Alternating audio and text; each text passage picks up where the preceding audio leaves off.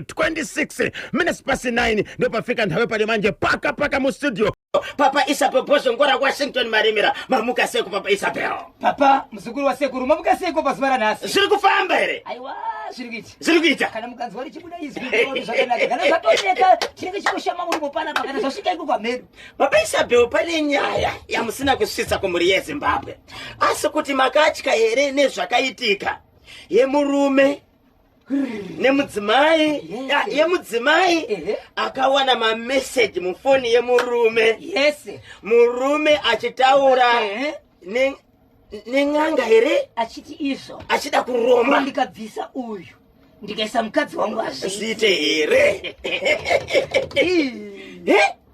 Pane pandiri kuda pane pamakamirira foni yomurume chibva yatorwa nemukadzi nekuti mukadzi anga ane munin'ina wake samainini akati unokizvo toita sei ndiri kutaurwa kapa svikanzi endisa foni kunani kuna baba vabereki vangu vagoona kuti ndozvipitika foni ichibva enda kuvabereki vaenda kuvabereki baba vemukadzi achingobata foni ndobva watostika hapachina kutaura hapachina kuita sei amai vakauya pano vakasvika ndabuda pano vakarara pano vakamuka mangwana varipo hapana kwandiri kuenda kusvika ndaona Bozongora Zimbabwe. Saka nyaya yapapi aiwa ndichakupai vatezvara vakutaura here ndichakupai buri yeZimbabwe.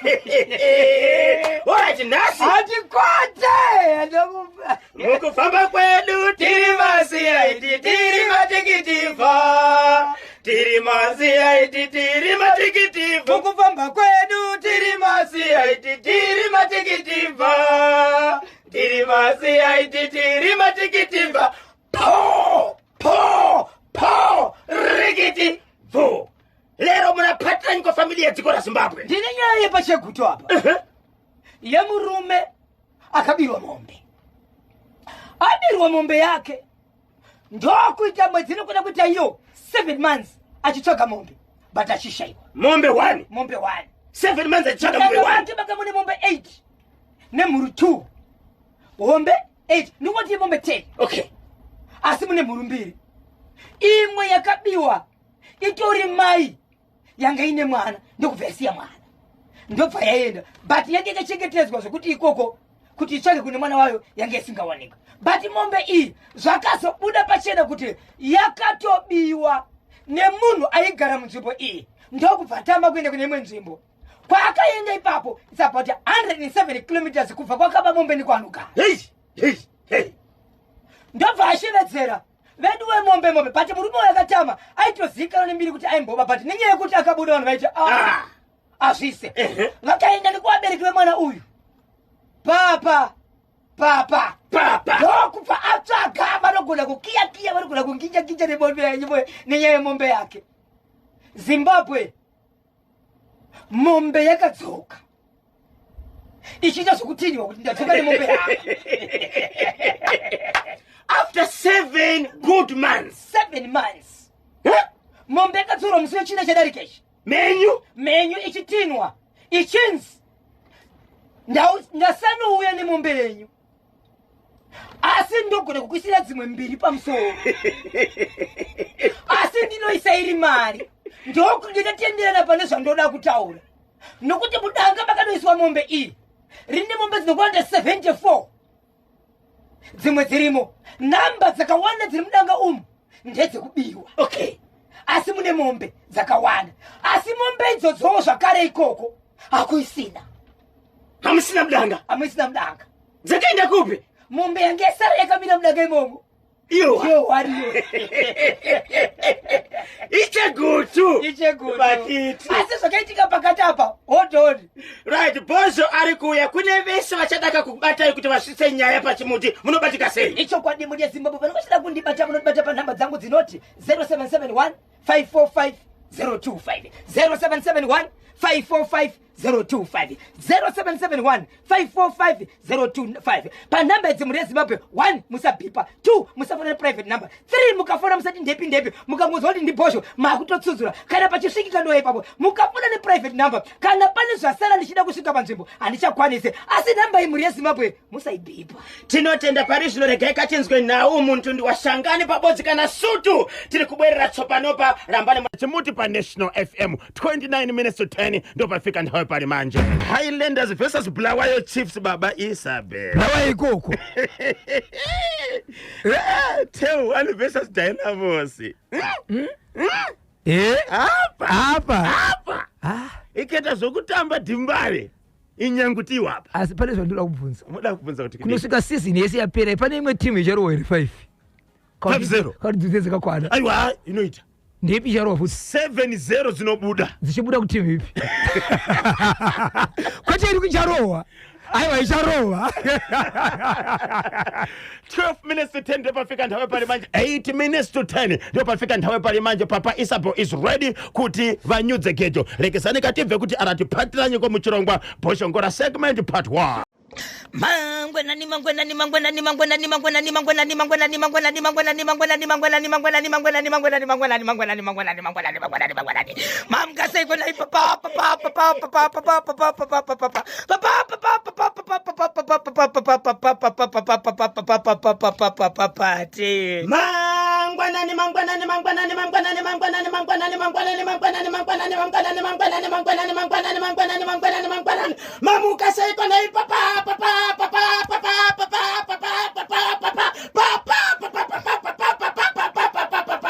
Papa Isabel.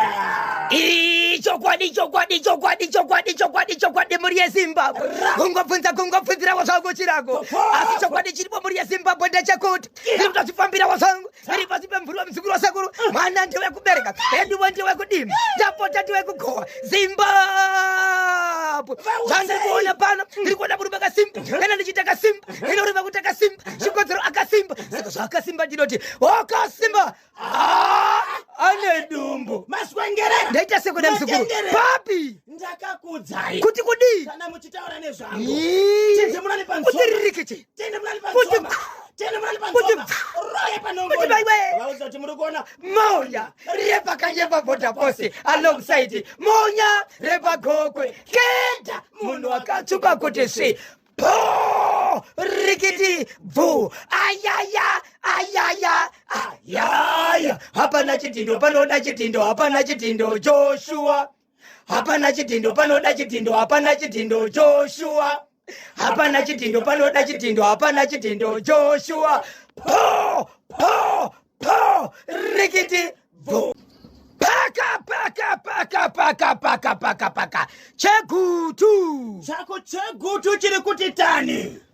muri yezimbabwe nyaya ndiri kutaura pana pekuchikotu muri yezimbabwe inyaya yandiri kutaura nyaya yekuti kuchegutu kune mhuri yakabirwa mombe yabirwa mombe danga iri yanga iri mombe dzikaonta 10 mombe hombe dzinokona kuita idzo 8 then kwanga kuine vana vadiki vanokona kuita dzimhuri dzinokwaonta 2 zvadaro mhuri yezimbabwe mombe iyi yakabiwa ikasiya mhuri yayo kwemwedzi inokona kuita iyo musere 8 months yatsvakwa yaita sei yatsvakwa mombe iyi ichibva yashayikwa after 7 months ndo pakaita sei ndo pakazosvika mombe iyi but mombe iyi masvikiro yakaita haina kusvika nokuda kwekuti yakauya ega itori nemunhu akauya nemombe iyi achisvika pamba but munhu akatora mombe iyi munhu akambogara mukati menzvimbo iyi agara mukati menzvimbo iyi ndokubva azotama nekuti vabereki vake vari munzvimbo iyoyo achibva azotama atama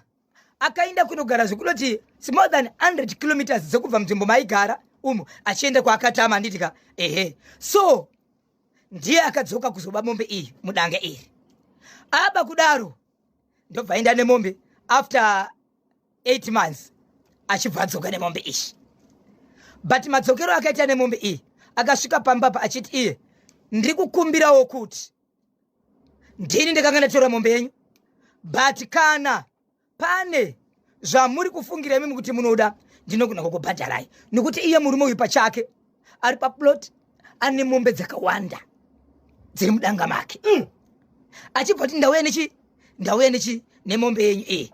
But ari mukati mekutaura nyaya iyi akachibvunza vakabvunza kuti izvo kwa iwawo mombe ndiwo kanga waitora here? Zvikanzi chokwadi ndiri mombe ndakanga ndaitora. Chii chakanga chaitika? Zvikanzi sorry ndo kutora usina kukumbira neimwe nzira kunoreva kuti ndakaba, asi mombe yenyu ndadzoka nayo. So muridzi wemombe ane kufamba kwanga kaita akatenderera mukati menzvimbo achishevedzera achipenda mamwe mapurazi ari padhuze achitsvaga mombe iyi, but asingaione. Asi nekuda kwokuti kwakanga vaenda mombe iyi kwanga kuri kure, haana chakakwanisa kuita. So murume uyu paakadzoka nemombe iyi akatoita kutonyora pasi matsamba ake kutotakura mombe iyi nemotokari kuenda nayo kutosvika achiti ndadzoka nemombe iyi ndini ndakanga ndiinayo.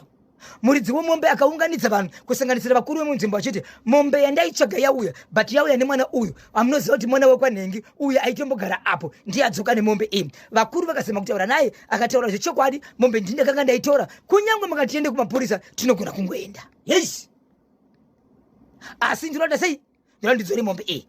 Zvikanzi tingakwanise kutaura tiri padivi pasina vanhu vakawanda, asi mongotora hukuru hutatu huna hushanu hwekuti nditaure mashoko angu anotoda kutaura pamusoro pemombe ishi. Achibva tora vanhu vakaungana kusanganisira vabereki vake. Zvikanzi mombe iyi ndinogona kukudzorerai chero mugara ndisedzi mombe 2 kana kuti mari pamusoro, ndichakuisirai mombe idzi naiyoyi mombe yacho yobva yadzoka kwamuri. Asi ndine chikumbiro chandiri kukumbira kuti ndizodzoka nhasi ndine zvandiri kusangana nazvo.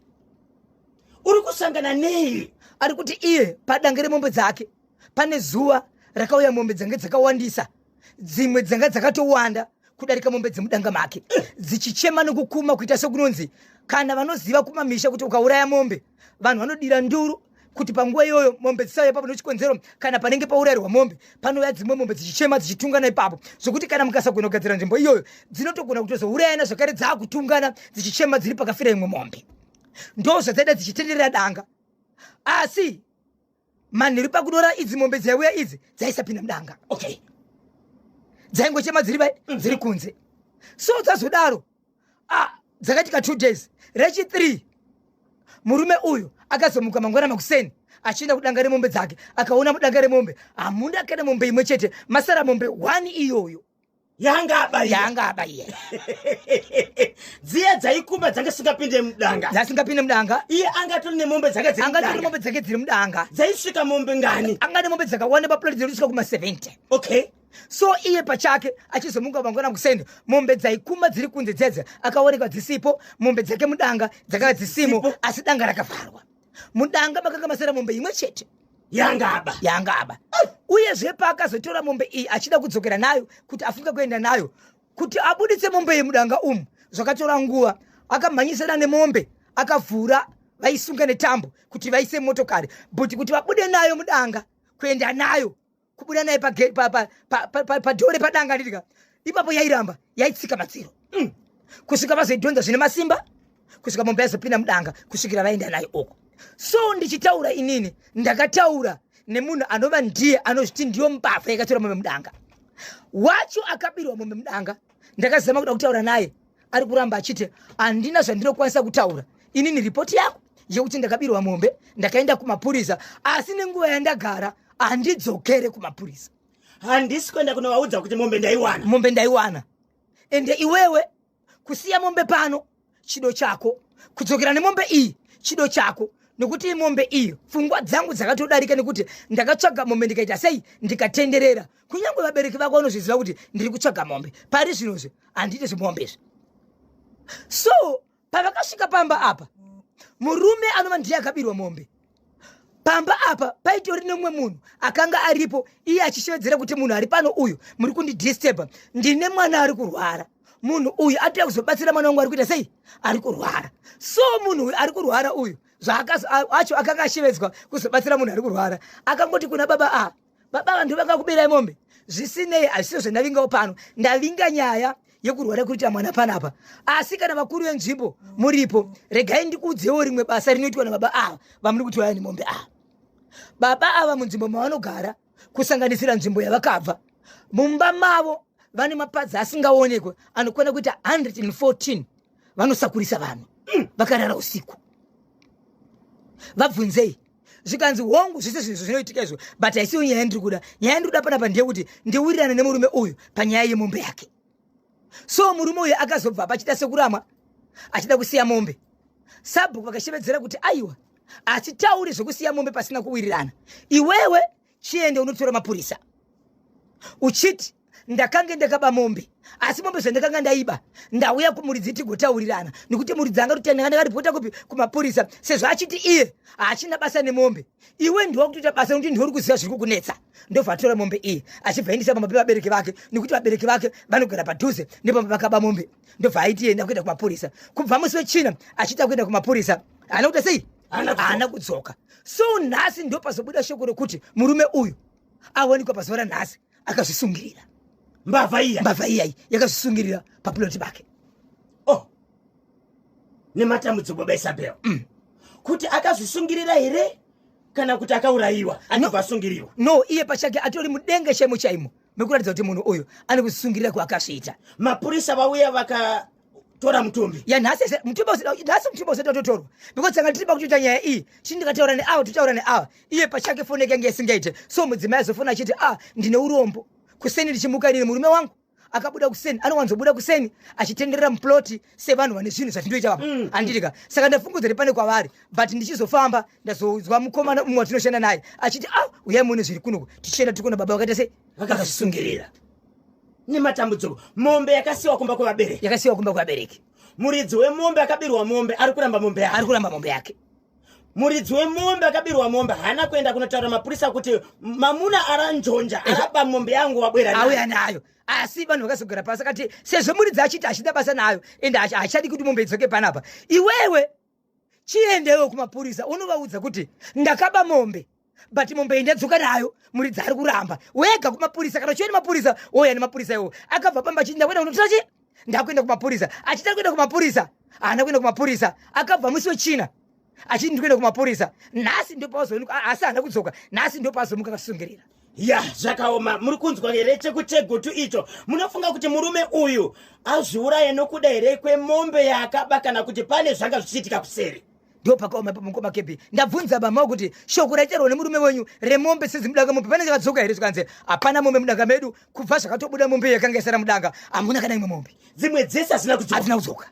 Ya pakaipa. 0713938538 0713938538 kana pa 0789600748. Baba Isabel chidzidzo ndechekuti kuba kwakashata. Kuba kwakashata. Tatise mune zvaitika apa. Kuba kwakashata mukoma kepi. Ende mukatarisa kuti hondo yaina kupera mukoma kepi. Pasiwa namuna matambudziko. Ndizvozvo. Muri yange ichiteresa kunyange yange isingazivi kuti baba ndazvikushava nokuba. Yange ichiteresa kuti tine upfumi uri mudanga omombe dzakawanda. Dzacho dzakanga dzirimo dzaenda zvakare. Iye futi zvakare obva afa muri yose iri pasero. Ya pakaipa. Regai katimbopinda muchitoro timbonzwa kakuti vasawira vedu vePremier Tobacco Auction Flows Glenora mukoma Jimombo hanzi mbavha yakagonekwa. Nokuti baba Isabel amurari amuzorore muchimhanya muchibatanidza kuitira kuti muri idye. Ndanzwa kuti mwedzi wese ndiri pabasa ndichimukira 75 days uchishanda nesimba munhu ari kutora bonasi zvake right. Zvinorwadza hanzi murume uyo akagonekwa asi veukama hama dzemushakabvu hama dzembavha iyi ngavaende kuvakuru venharaunda vanotaura nyaya iyi nokuti iye anogona kuti ndagona kuzouraya asi asira vamwe namo nokuti chaakapara achina kupera keshe atofa akatochisiya ko kana zvakateiwa zvekusapera anopera ka nokuti mombe idzo dzanga dziri mudanga dzakaenda kupi dzakaenda kupi baba Isabel? dai dzikasazowanikwa zvidzasara futi kudangaria ngoma kevi ipapo manje kuya kuya kwakatorwa waduyo tozoona kuti sasariko yamletema kuti ndiyo kanyumbani ya mphepo ya Zimbabwe Broadcasting Corporation National FM ndiso tinechikunyana nthawe zathu gopa na 29 minutes to 11 lekezani katimve mpheso muntundu watonga pabodzikana Nambia kusiya nthawe ziri pana 18 minutes to 11 zinango nkhani muchazibva na hora za 1:30 masikati ya ntsiku ya lero uno. Papa Isabel pane chimwe chiri kupisere chamungada kutsudzura tisatapinda muchitoro nevasawira vedu veIlbags the future of money. Icho kwadi muri yeZimbabwe ndiri mukati mekufamba mukati mekupfapfadza nekutsudzura dziri kuitika matima nawo senyika ino ndinenge ndakadzipakata muri yeZimbabwe paka Mondoro kubva kuchegutu topinda mumondoro inzvimbo imochereka chifungezi sabhuku ndiriza kuna mbuya vanogara vega kana kuti vanga vachigara vega vane makore anodarika 70 years vanga vachigara vega pamba mushure mekuti vane vana vakawanda vakashayika murume vakashayika kusanganisira ivo izvezvi vazofa takutaura nyaya iyo kuti chii chakaitika nematambudziko chakaitika mhuri yeZimbabwe ndechekuti mbuya ava sezvo vachigara vega vakanodonhera mumugodhi mugomba riri pedyo nepavanogara napo but hapasi pamba kuri kunext okay vakatozonzwika ari masikati kuratidza kuti mukati mune munhu mbuya vasemunhu mukuru kuona kunge kwakushoma uyezve vachifamba netsvimbo vapinda munhu vati mune munhu vanhu ndokuzama kubuditsa munhu uyu munhu vachinomubuditsa mhuri yeZimbabwe wanike munhu uyu tsvimbo iyeya varimo mukati kudaro tsvimbo iyi yange yakatobatira patsafu dzegumbo yakatokrosa nepatsafu yakatoza kutobviswa nevanhu kubviswa vachibva vatakurwa ndobva vaendeswa kuhospital vaendeswa kuhospital ndobva vazoshayika nematambudziko so ndichitaura nyaya iyi mhuri yeZimbabwe nevagara mukati menzvimbo iyi kuti vana vamai ava vakafa vakawanda kusanganisira nhamba yachona inogona kutosvika kana kuma10 zvokuti vakafa vanogona vakasara vanogona kunge ari mumwe chete kana kuti vaviri uyezve nguva yavagara nemurume wavo vaiti kana pachinge pafiwa kana nemwana wavo vaingoita nyaya dzavo vari vaviri nemurume pamba ipapo ndipo paingochera vobva vatoviga mwana wavo pasi mongozonzwa kuti mwana asipo uyoyo akashayika muri kuti gogo ava vakadonhera mugodhi wanga une mvura here wanga usina mvura ranga riri gomba vakanodonhera imomo vachibva vanobayiwa netsvimbo yavo ende vachibvunzwa ivo noti kwanziso ndanga ndichidzingirirwa nezvidhoma ndo pandazotiza kusvika ndadonhera mugomba umu gomba iri riri panext pamba vaigara vari vega vari kuti ivo vanga vachitendaniswa nezvidhoma vachibvadonhera mugodhi netsvimbo iye chibva yapinda mutsafu sokutokrosa zvezvo kuti krosa nepatsafu kuti yakabaya tsafu ikabudira kuseri vakazovabvisa kusanganisa mapurisa achivedzwa ndo pakatozobviswa tsafu iyayo ndobvaendeswa kuchipatara vachisvika vachinofa ikoko so vanhu vanga ri mukati mokubvunza kuti Zimbabwe zvidhoma zvinotoonekwa here kuti zvikakudzingirira unototiza ko iyo tsafu yakazobayiwa kuti yakatopinda kunobuda kuseri chii nenyaya zvakare yekuti vamwe vana vaifa vaitovigwa pamba ipapo sokuti ivo nemurume wavo ndo vaichera kaguva kavo votoviga mwana ipapo vongozonzwa kuti mwana asiri kuoneka panapa akatofa akatovigwa baba Isape mungaziva here kuti mbuya ava nemurume wavo vakaviga vana vangani hama neshamwari dzisipo nambe kutaura nevazikana vagarisana kutaura 3 vaitochera vega guva voviga hama dzisipo makuva evana ava anotoonekwa mujinga memba ipapo hama dzaiti kudini mushure mekunzwa mashoko aya kuvangati kudini ngoma KB aiwa baba Isape vana vake kana unowana sei simba rokuchema pamwe chete nokuviga mwana wako baba Isape kune vanhu vari munzvimbo mukoma KB vokuti kungosvika kuti mamukasei munogona kusati mamukasei nezvamunenge muchiziva pamwe pane zvamuri kuhwandisa muri kuti kudini nyaya yekumhondoro asi amai ava nemurume vaityisa here vanhu vanoti vaityisa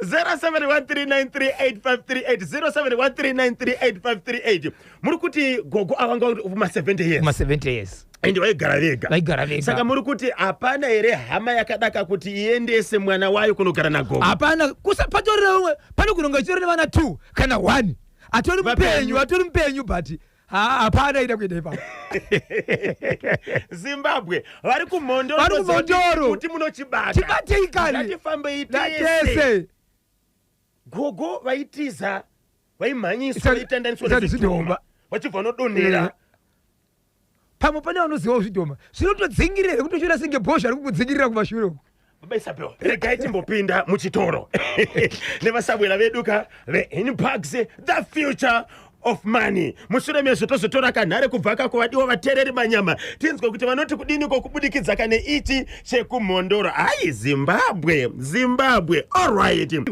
musati madaruka update munhu uya mati wekufira mumunda wematomatisi nemakabheji update iri kuti kudini kune nyaya yekuti kune vamwe vari kuti mugadheni umu mune magetsi chaiwo magetsi chacho mune tambo dzemagetsi electricity supply authority ipapo pane vari kutaura vachiti magetsi toda kuti tizive kuti tambo dzemagetsi idzi masvikiro adzakaita mugadheni umu nokuti havasi mbavha chete vanopinda imomo kunogona kungoita anodarikawo imomo. Ndichaitsvakurudza mukoma KB. Munhu uyu anogona kunge akarohwa nemagetsi. Tambo magetsi mune magetsi arimo. Ko vanhu vanogona akakuisa magetsi akatenderedza kaimba wa. Icho kwadi ichosho. Asi pane paanobva. Okay. Zviri pamutemo. Alright. Ndo mashoko achiri kutenderera ipapo. Asi munhu akagogotswa nemagetsi. Akagogotswa nemagetsi. Saka mapurisa vakazotora mutumbi.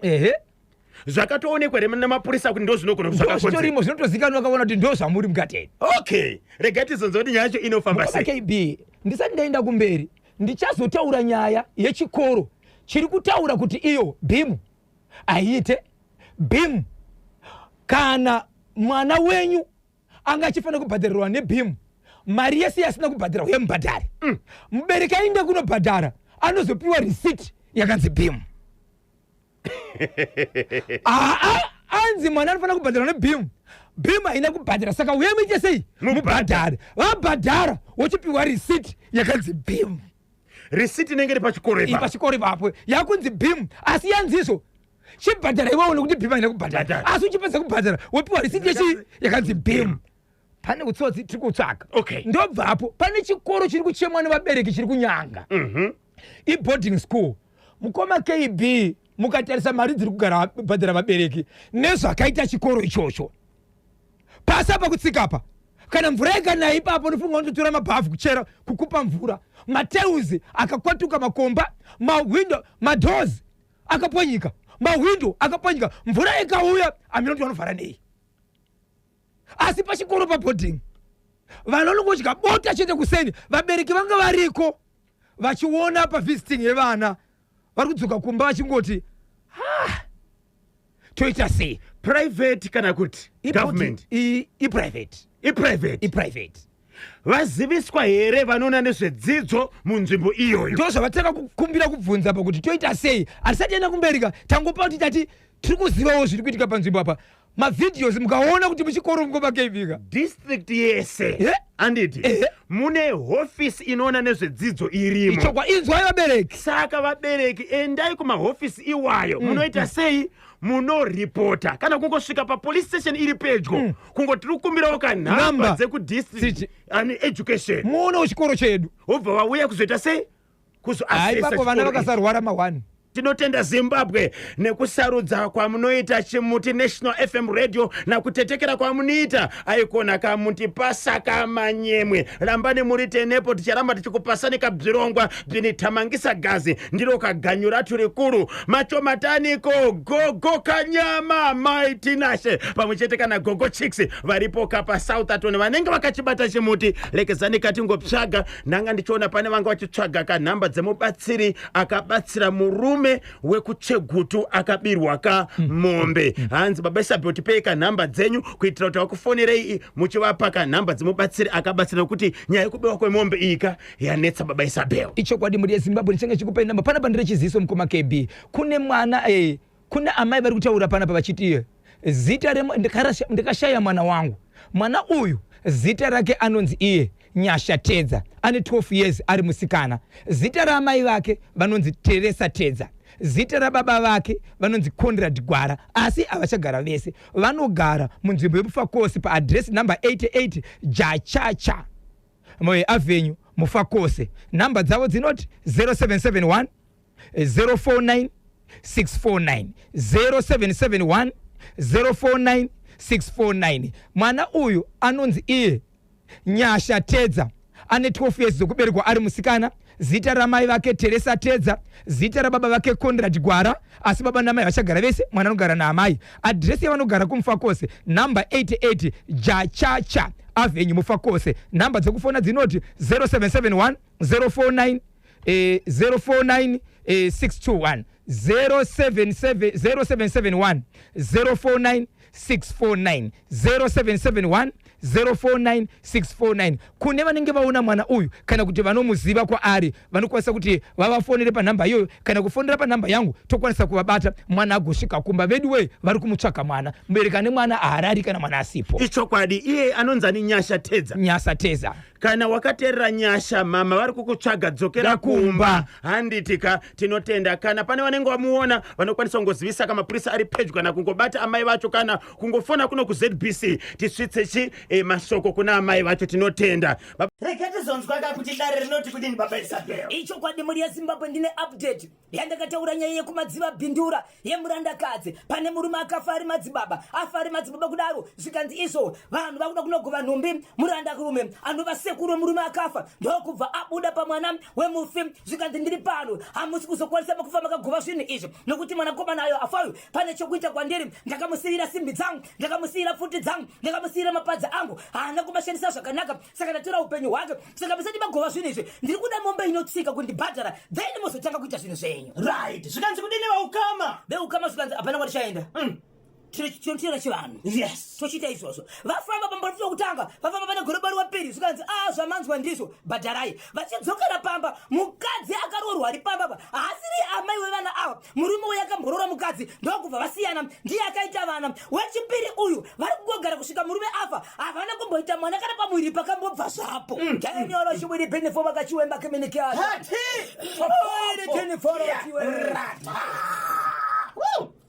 vagara pasi zvikanzi tiri kuda amai nini kana kuti amai guru tiri kuda kamombe tibhadhara zviri kutaurwa izvi nokuti simbi dzakapihwa murume uyu ndo mudanga macho tomunogona kutobva mombe izvi hapana mwakakwanisa kubhadhara nyaya dziri kutaurwa idzi ndedzake idzi nokuti tinzwai zvataura mhepo yabuda yati mukamboita zvinhu izvi ndiri kuona mwe misoro mitatu iri kutevera mumba manhengi nemumba manhengi vese varimo mangatosumudza nzeve kusumudza kudai kuti ndiani imomo zvikanzi naamai naimi kana mafunga izvozvo dzimwe tuna kutotsurandakanisa kumba kwedu kwete zvamuri kutaura izvi zvikanzi hazvidi zvikanzi iwewe mwana wabudirwa nemudzimai wachona ibva pano iwewe wacho uri kubudigwa iwewe buda pano nevamwe sakutaura zvinhu izvi budai pano nokuti izvo zvamuri kutaura ka hazviite vanhu vese chibva amira mudzimu wanga uchiripo zvikanzi vanangu ndazviona kuti imimi chido manga munacho kubudikidza kuuya kwandaita asi pazvafira ndapaona chidzokere munogara henyu rangu basa richapedzisa ndega right vachigara muno kudaro ndakasiyira nezuro muri yeZimbabwe nyaya yasvika pokuti izvo vanhu amai vepamba vaya vakazoenda kunoripota kumagistrate court inova koti iri kupindwa mudare nhasi yokuti vakanoripota vachiti izvo murume wangu akafa but murume wangu zvaakafa veukama vari kuramba kugova zvinhu asi amai vanhu vakaita sei vakaramba kuti zvinhu zvigoyiwe inzwai mhuri yeZimbabwe tichipedza kutaura dare nevagari vemunzvimbo vanenge vachifamba nenyaya zvakaitika kumashure kuti vanozoripota ivo vari vakaramba tange sati azviziva alright chii chakaitika hama yemufi nezuro ndichitaura nayo iri panzvimbo iri kuti hazvina kumira zvakanaka pasi harina kunaka mhepo inoshanda yega mudzimai anonzi achibika ari pamba kubika sadza achitobika kudai so panguva yekuti unombochoka ungoti bikika kwete sampoto nguva yanosimudza musoro achimona sadza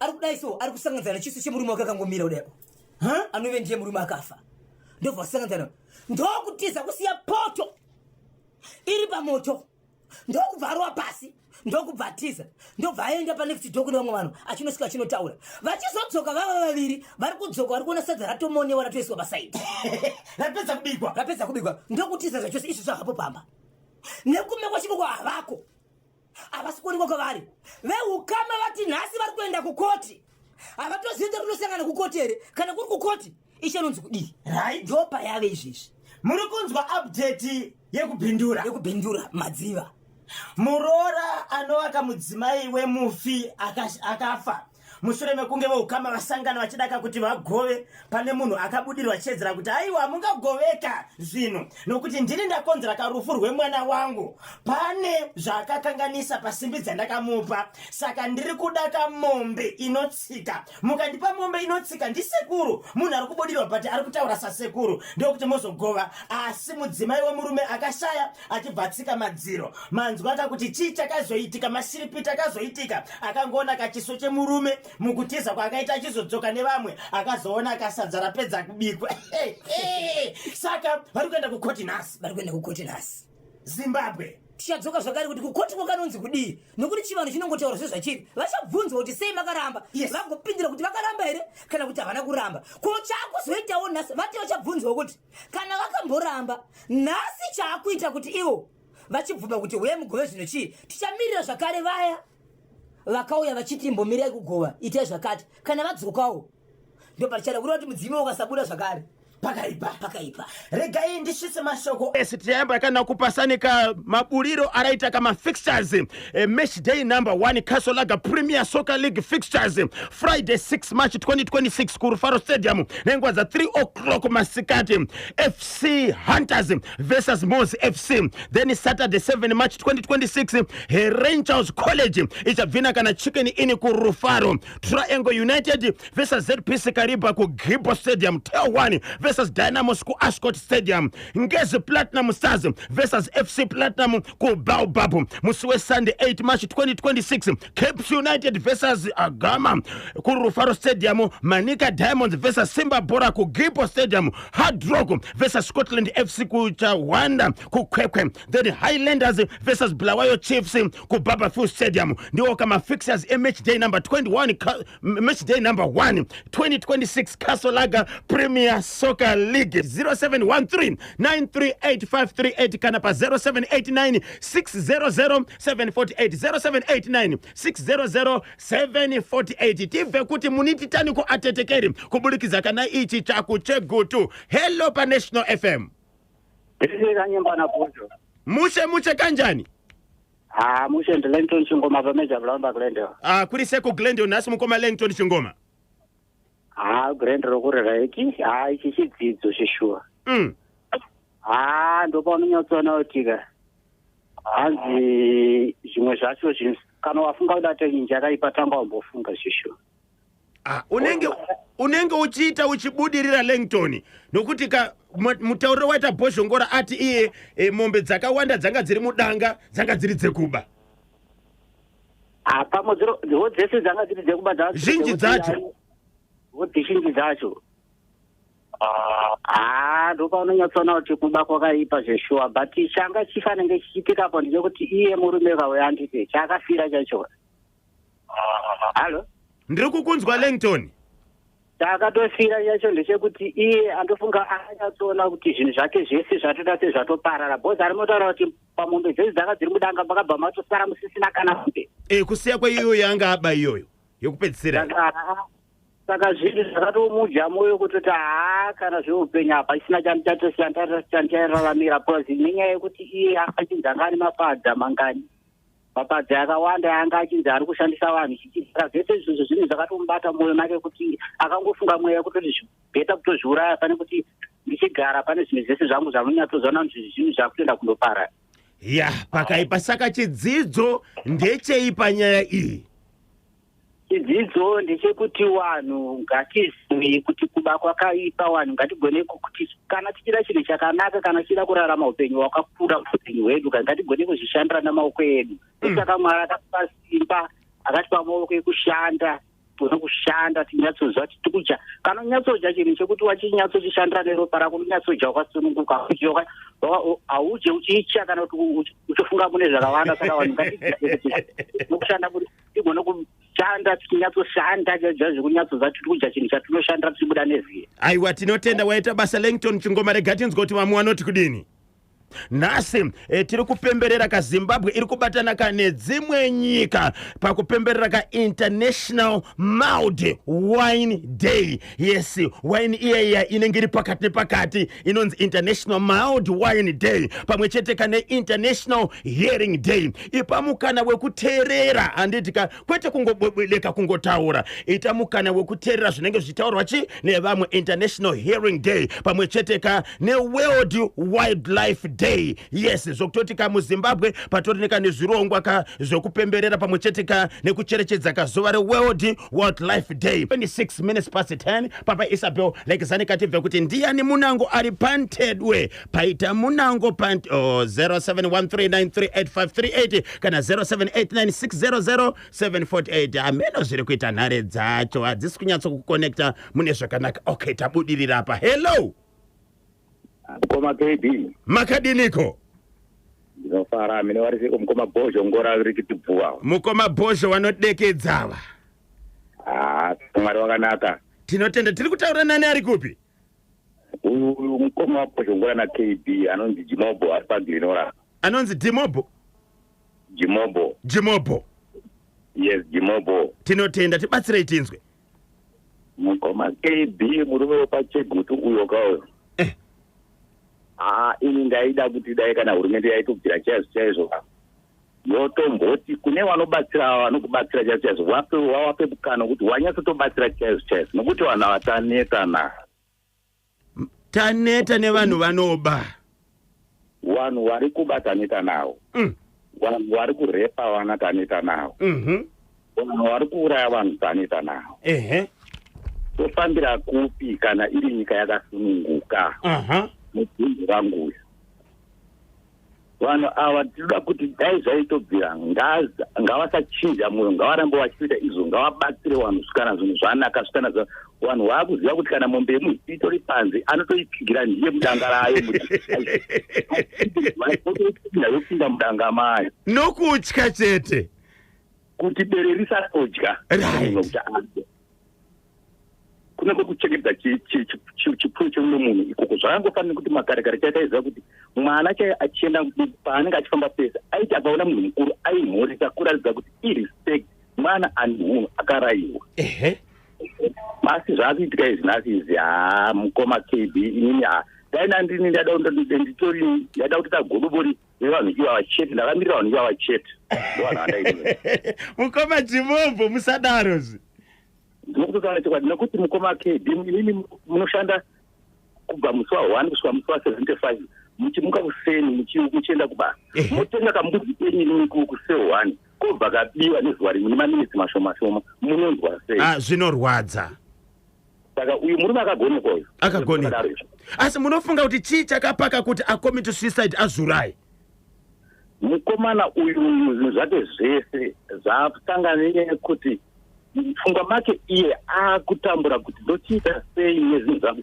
nekuti ndikana ndega kumangurisa ndichangonosungwa uku ndikasaenda futi uku muridzemoda akairamwa saka ndiri pakati hapana pekutizira saka ndopazoita pfungwa dzekuti aite sekuona kwangu kuti ati regai ndichizvipfuudze asi asiro hapana zvaaita nekuti asira nhamo dzinza rake ichokwadi anofanira kuenda vabereki vake sekufunga kwangu vabereki vake kana vachiripo padhuze vaende kune munhu akabirwa mumbuzi vochitaurirana newo nekuti havazivo wakabanga vachitawo zvekuti vaenda kuna sabhuku kana kuna mambo voti munhu akazvitatisa mubata akabatika mwana wangu asi honaiwo inini ndiri mugarisani nemumwe wangu zvakanaka ndadii kutiwo ndikwanise kuripawo nepandokwanisa kuripa kwacho kuti pfungwa dzake dzidevenukewo sinzi chimwe chinhu chake chawanika ichokwadi kufunga kwangu mukoma KB aiwa tinotenda maita basa mukoma Jimobo tibatsirewo kakungomutsa vaviri vatatu hama neshamwari inini ndinomutsa munhu wese ari munyika muno nekuti nyika yakasununguka iyi